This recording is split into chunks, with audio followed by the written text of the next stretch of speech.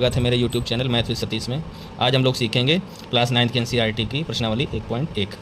Question number पहला, क्या शून्य एक परिमेय संख्या है? क्या इसे आप P/Q के रूप में लिख सकते हैं, जहां P और Q पूर्णांक है और Q is not equal to 0।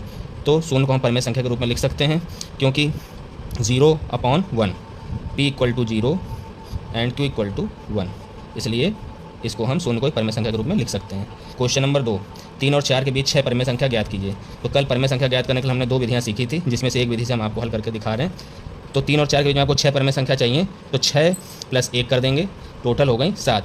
तो 3 और 4 को 7 के हर के रूप में इसको लिखेंगे। तो 3/1 × 7/7, तो 3 7 जा 3 7 21 और 1 का 7 में कर देंगे 7। इसी तरह से आपको 4 को लिखना है 4/1 × 7 × 7, तो 4 7 28/7। अब 21/7 और 28/7 के बीच में कितनी संख्या आ जाएंगी? 22/7, 23/7, 24/7, 25/7, 26/7, 27/7। ये आपका उत्तर हो गया। इसकी पहली विधि से आप लोग लगा के दिखाइएगा, कमेंट सेक्शन बताइएगा। दूसरा क्वेश्चन, 3/5 और 4/5 के बीच 5 परिमेय संख्या लिखिए। तो इसमें हम लोग देख रहे हैं कि दोनों के हर बराबर हैं। हमको 5 संख्याएं चाहिए, तो हम 5 से 1 बढ़ा देंगे।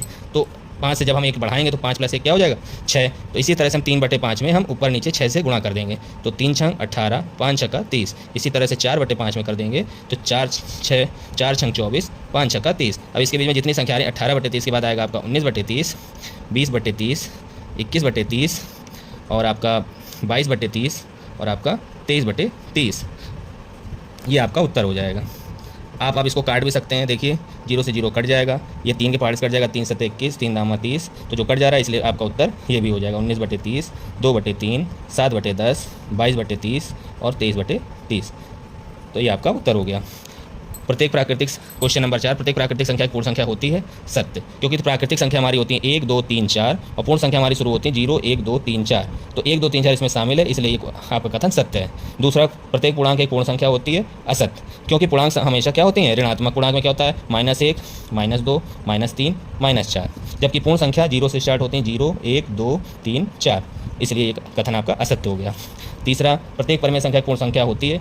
असत्य, क्योंकि परिमेय संख्या 3/5, 4/5, 1/2, 2/3 इस रूप में हो सकती हैं, इसलिए ये पूर्ण संख्या नहीं होती हैं। अब आपको ये क्वेश्चन नंबर 2, 3 और 4 के बीच 6 परिमेय संख्या पहली विधि से लगाना है और कमेंट सेक्शन में आपको बताना है। और अगर ये आपको वीडियो अच्छी लगे तो कृपया लाइक करें, सब्सक्राइब करें और शेयर करें।